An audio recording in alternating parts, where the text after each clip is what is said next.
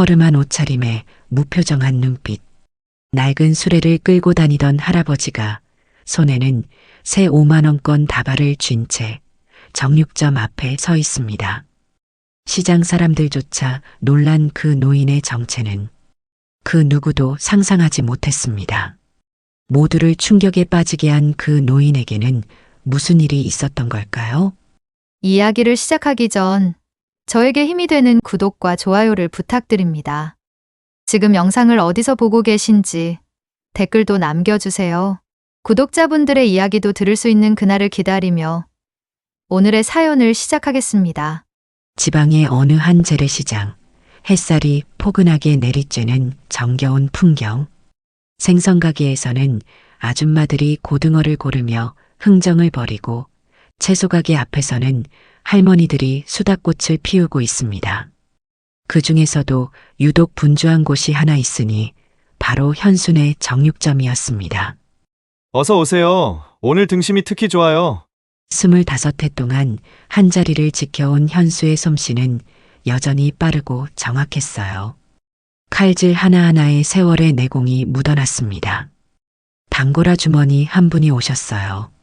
현수야, 불고기용으로 500g만 썰어줘. 네, 금방 해드릴게요. 오늘 아드님 생일이라고 하셨죠? 어머, 그걸 기억하고 있네. 역시 현수가 최고야. 현수는 능숙하게 고기를 썰어 포장지에 싸며 웃었습니다. 이런 정겨운 대화가 그의 하루를 채우는 소소한 행복이었습니다. 시계는 오후 3시를 가리켰고 평소라면 손님이 뜸해지는 시간대였습니다. 그때였습니다. 어디선가 술의 바퀴가 굴러오는 소리가 들려왔어요. 현수가 고개를 들어보니 시장 골목 저편에서 허름한 옷차림의 노인 한 분이 낡은 손수레를 끌고 오고 있었습니다. 75의 정철 할아버지셨어요. 발엔 작업복에 때 묻은 운동화, 그리고 세월의 무게가 고스란히 새겨진 얼굴이었습니다. 현수는 속으로 생각했습니다. 처음 보는 분이시네. 정철 할아버지는 무표정한 얼굴로 정육점 앞에 수레를 세웠어요. 그리고는 잠시 진열장을 훑어보더니 현수를 향해 고개를 끄덕였습니다. 주인장, 네, 어서 오세요. 뭐 드릴까요? 소고기 좀 주세요. 네, 어떤 부위로 드릴까요? 정철 할아버지는 잠시 망설이더니 진열장을 가리키며 말했어요. 저기 있는 거 다요. 예? 다요? 저기 써 있는 대로 등심 10kg, 안심 10kg, 갈비 10kg. 현수의 눈이 휘둥그레졌어요. 이런 대량 주문은 식당에서나 받아봤지 개인이 이렇게 많이 사가는 경우는 처음이었거든요. 아, 혹시 식당 하시나요? 아니요. 그럼 오늘 잔치 있으신 거예요? 그냥 필요해서요. 더 이상 묻기 어려운 분위기였습니다. 현수는 어쩔 수 없이 고기를 준비하기 시작했어요. 시장 상인들의 시선이 하나둘 이쪽으로 모였습니다. 누군가 이렇게 많은 고기를 사는 모습이 신기했었거든요. 저 할아버지, 고기 정말 많이 사네. 그러게 말이야. 저렇게 많이 사서 뭘 하려고. 현수는 고기를 포장하면서도 귀는 주변 소리에 곤두서 있었어요. 자신도 모르게 의심의 씨앗이 마음 한구석에 자라나기 시작했습니다. 10분 만에 드디어 포장이 끝났고 총 30kg의 소고기가 커다란 봉지 6개에 나뉘어 담겨 있었습니다.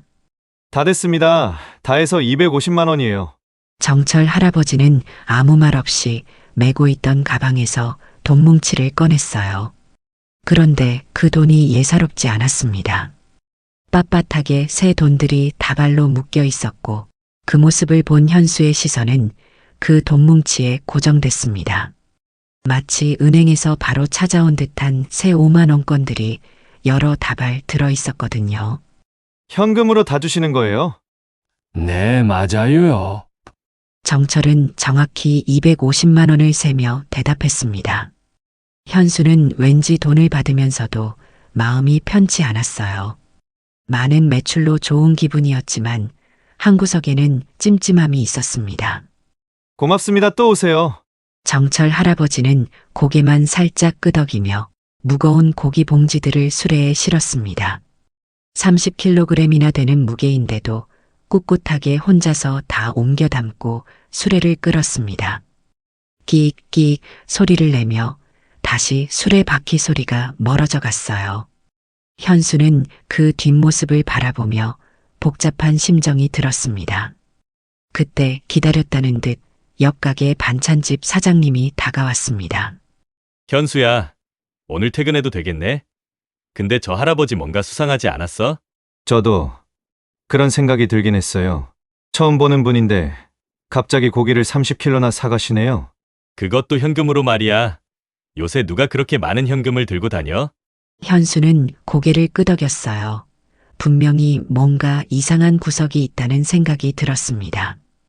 하지만 손님이 정당하게 돈을 내고 물건을 산 것인데 뭐라고 할 수는 없는 노릇이었습니다.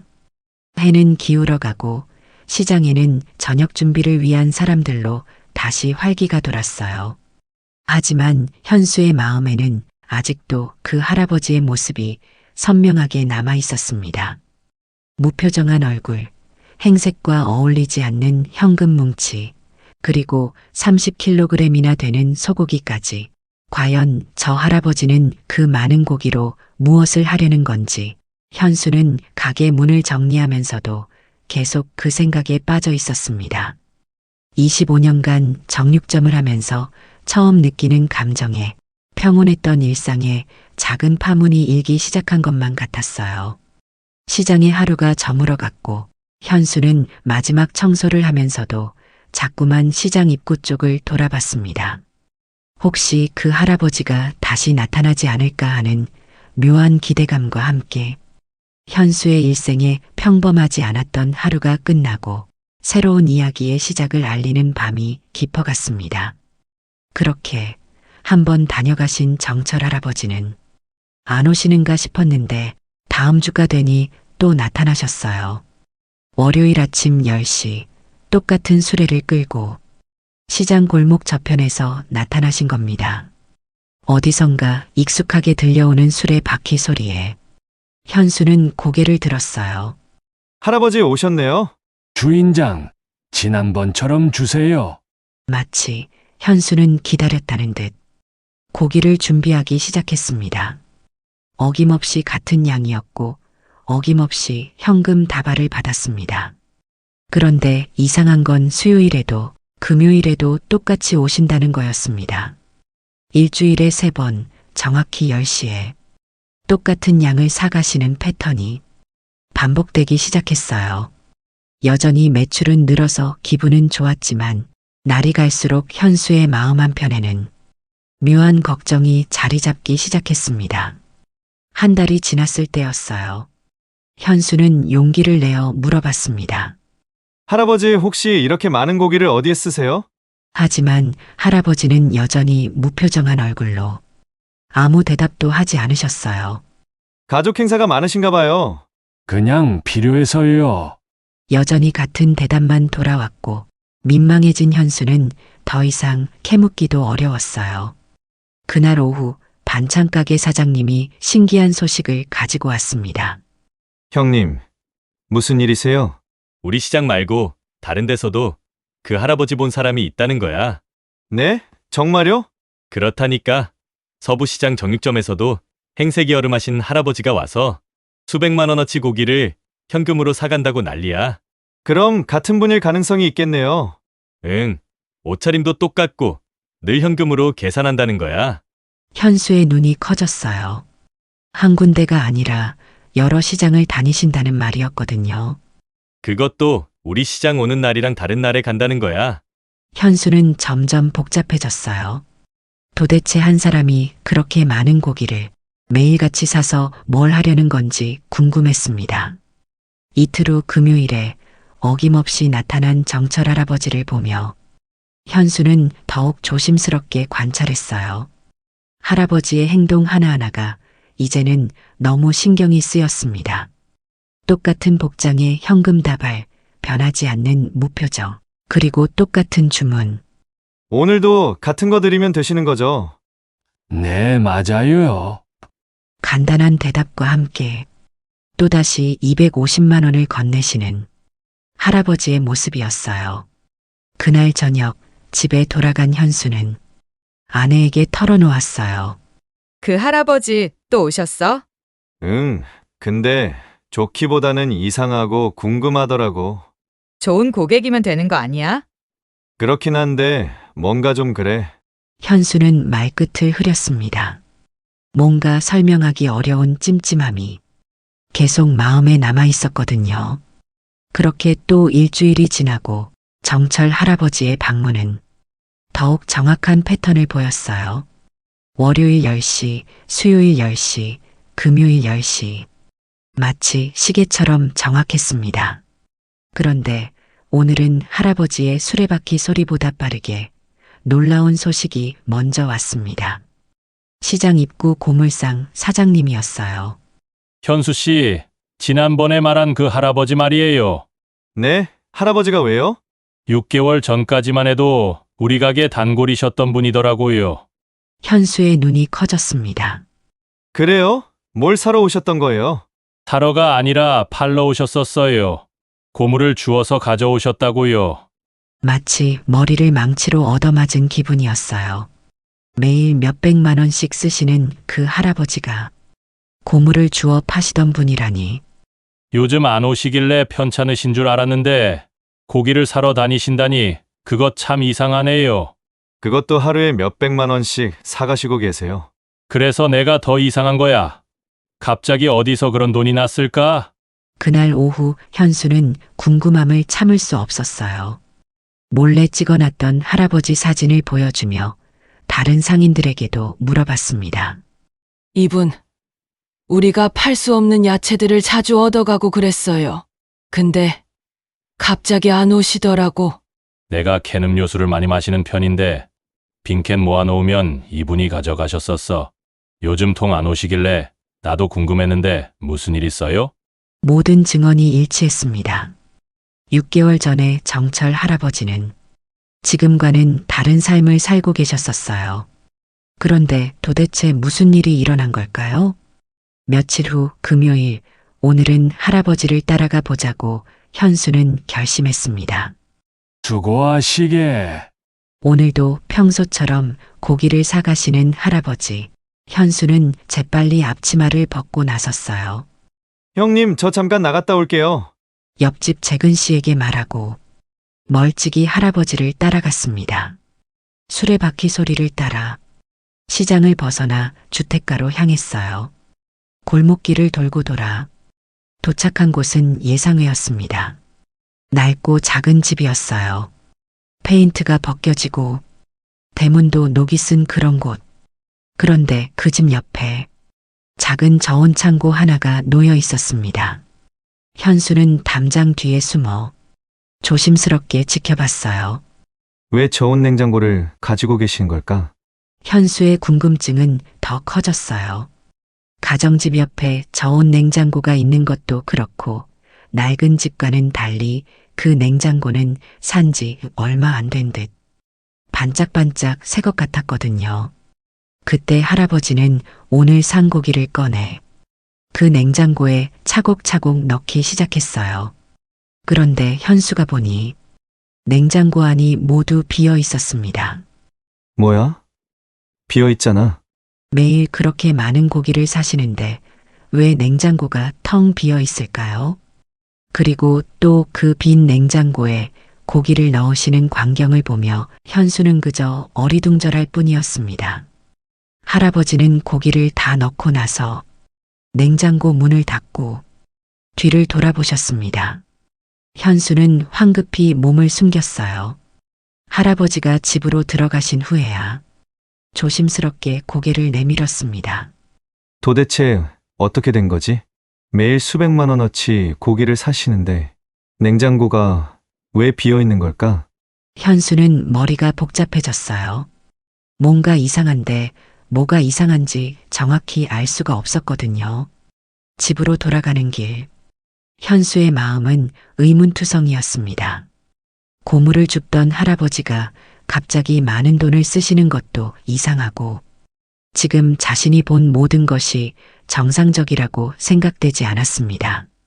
도대체 정철 할아버지에게는 무슨 일이 일어나고 있는 걸까요?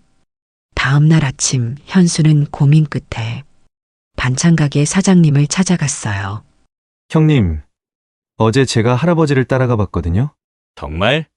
어디로 가셨어? 그게 좀 이상한 게 많았어요. 현수는 어제 본 일들을 차근차근 설명했습니다.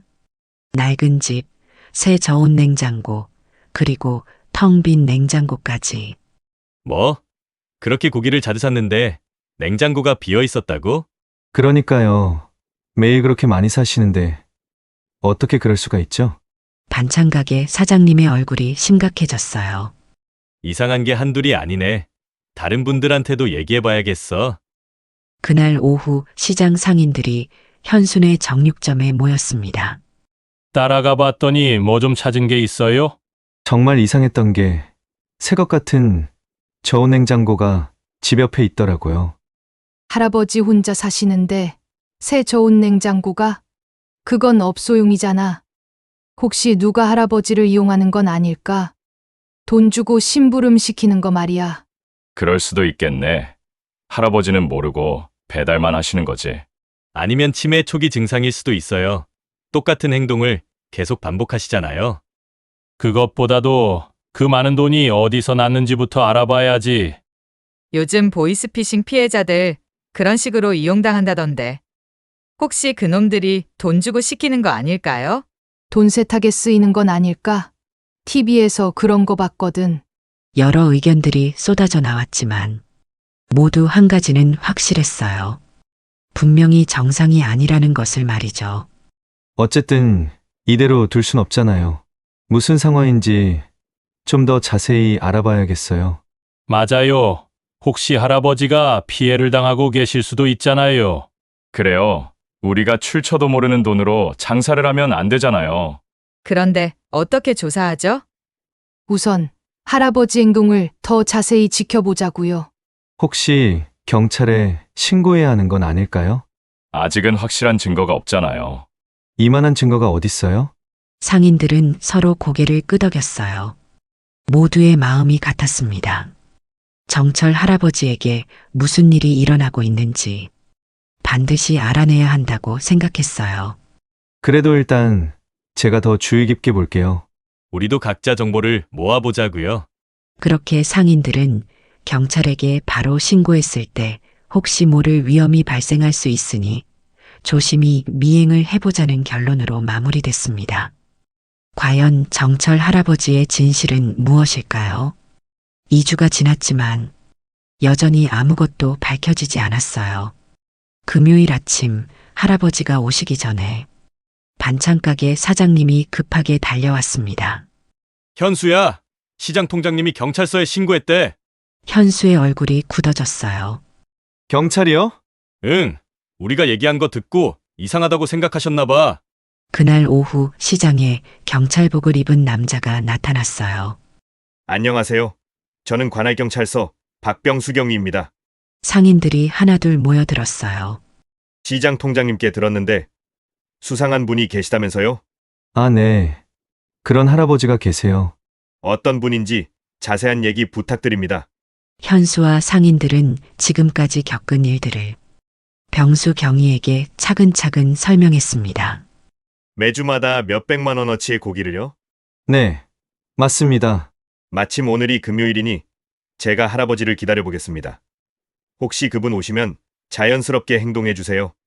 그렇게 병수의 지침에 따라 자리를 정리 후 할아버지를 기다렸고 할아버지가 평소처럼 나타났을 때 박병수 경위는 멀리서 지켜보고 있었어요.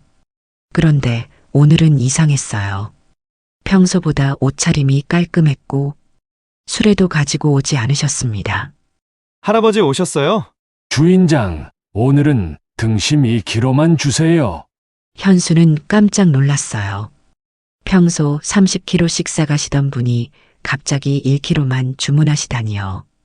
1kg요? 오늘은 어쩐 일이세요? 너무도 달라진 모습에 현수는 긴장된 마음으로 물어봤지만 여전히 할아버지는 대답을 하지 않으셨습니다. 지금껏 말한 상황과 너무도 다른 지금, 지켜보는 경찰이 있다는 게 현수는 신경이 쓰였습니다. 그런데 갑자기 할아버지의 주머니에서 휴대폰 소리가 났습니다. 현수와 병수, 그리고 상인들 모두가 그 소리에 주목했어요. 여보세요? 중요한 전화를 받는 할아버지의 목소리였습니다. 전화 너머에서 뭔가 다급한 목소리가 들려왔어요. 할아버지의 표정이 순간 굳어졌습니다. 네, 알겠습니다. 지금 바로 가겠습니다. 평소와는 전혀 다른 다급한 목소리였어요. 할아버지는 전화를 끊고 현수에게 돈다발을 대충 건넨 뒤 고기 봉지를 꽉 움켜쥐며 평소보다 훨씬 빠른 걸음으로 시장을 떠나기 시작했습니다. 할아버지, 거스름 돈 받아가셔야죠. 하지만 할아버지는 뒤도 돌아보지 않고 급하게 사라져버렸어요. 병수 경위가 재빨리 다가왔습니다. 방금 전화 내용 들으셨나요? 아니요. 자세히 듣지는 못했지만 누군가 급하게 부르는 것 같았어요. 너무 급하게 가시는 할아버지를 부를 수 없었던 박병수 경위는 난감한 표정이었습니다. 이내 결심한 듯 병수는 말했어요. 아무래도 제가 그분 뒤를 따라가 봐야겠어요. 병수는 급하게 할아버지가 간 방향으로 뛰어갔어요. 남겨진 상인들은 서로를 바라보며 뭔가 확인이 되는 좋은 소식이 있길 바랬습니다. 이제 곧 밝혀지겠지? 경찰까지 따라갔으니 뭔가 소식이 있겠죠. 현수는 손에 든 돈을 바라보며 가슴이 두근거렸어요. 과연 할아버지에게는 무슨 급한 일이 있었을까요? 그리고 경찰은 무엇을 발견하게 될까요? 다음 날 시장 사람들에게 더 놀라운 일이 기다리고 있을 줄은 아무도 몰랐습니다. 할아버지가 향한 곳은 바로 관할경찰서였습니다. 병수는 의아해하며 할아버지 뒤를 따라 경찰서에 들어갔어요.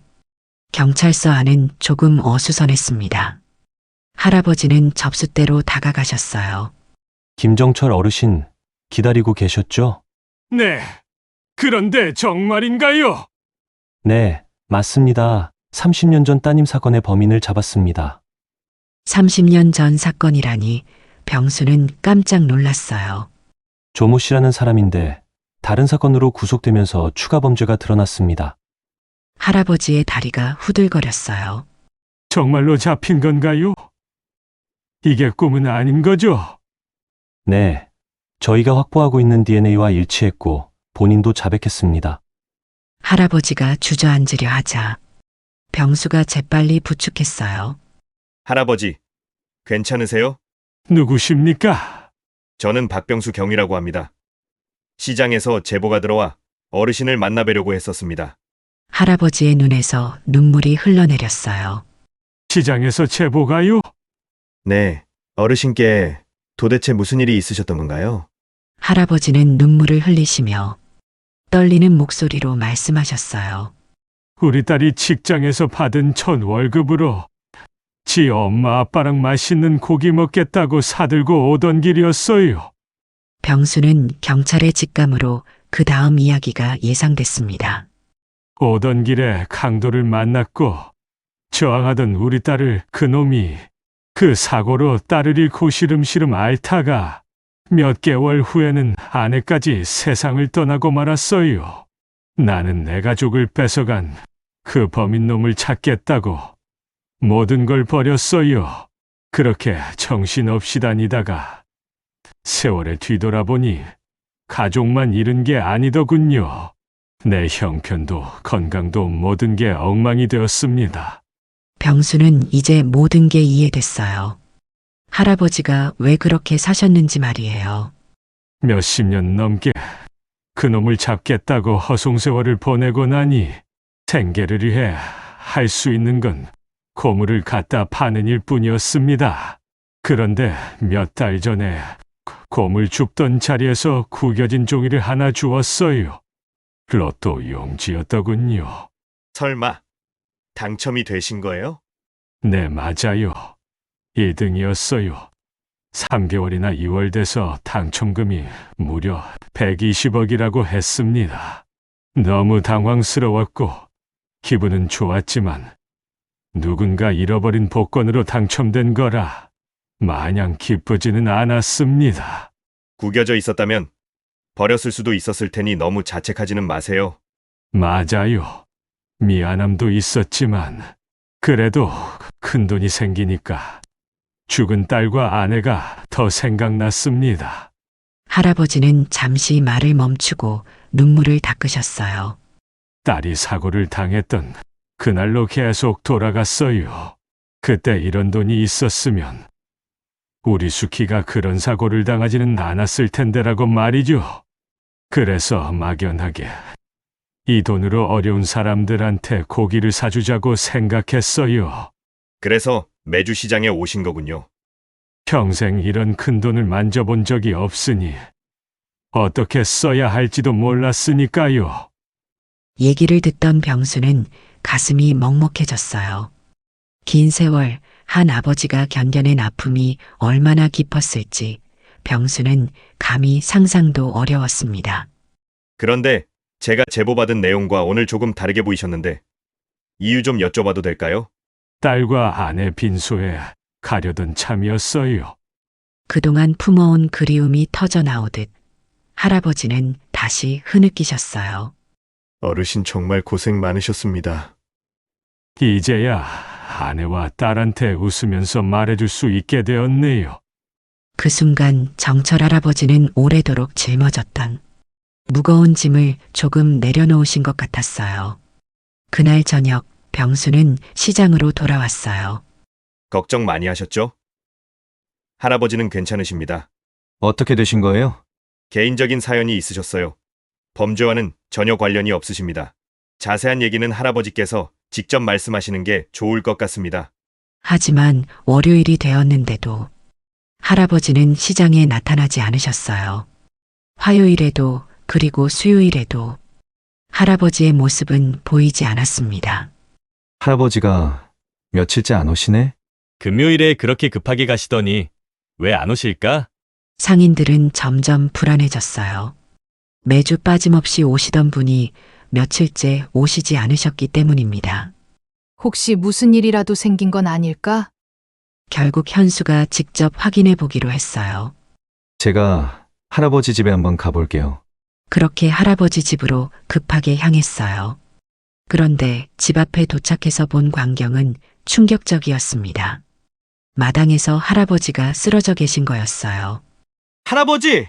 급히 119에 신고해 병원으로 실려가셨고 상인들은 응급실 밖에서 초조하게 기다렸습니다. 1시간 후 병수경이가 나타났어요. 어떻게 되신 거예요? 의식을 잃으셨는데 아직 깨어나지 못하고 계세요. 몇 시간 뒤에 할아버지는 깨어나셨고 병실로 들어간 상인들 앞에서 할아버지는 약한 목소리로 사과의 말씀을 하셨습니다. 미안합니다. 괜한 걱정을 끼쳐드려서. 몸이 불편하신 할아버지를 대신해 병수가 상인들에게 할아버지의 사연을 차근차근 설명해 드렸어요. 딸과 아내를 잃은 슬픈 과거, 수십 년간 범인을 찾기 위해 보낸 세월, 그리고 우연치 않은 로또 당첨과 어려운 사람들에게 나눔을 시작하게 된 마음까지 모든 이야기를 들은 상인들은 할 말을 잃었어요. 그토록 의심했던 할아버지에게 이런 아픈 사연이 숨어 있었다니요. 할아버지 저희가 정말 죄송해요.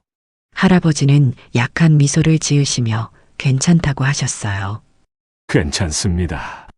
다만 지금까지 하려던 일을 계속할 수 있을지가 걱정이네요. 현수가 할아버지의 손을 따뜻하게 잡았어요. 저희가 도와드릴게요. 할아버지의 마음, 저희도 함께하고 싶어요.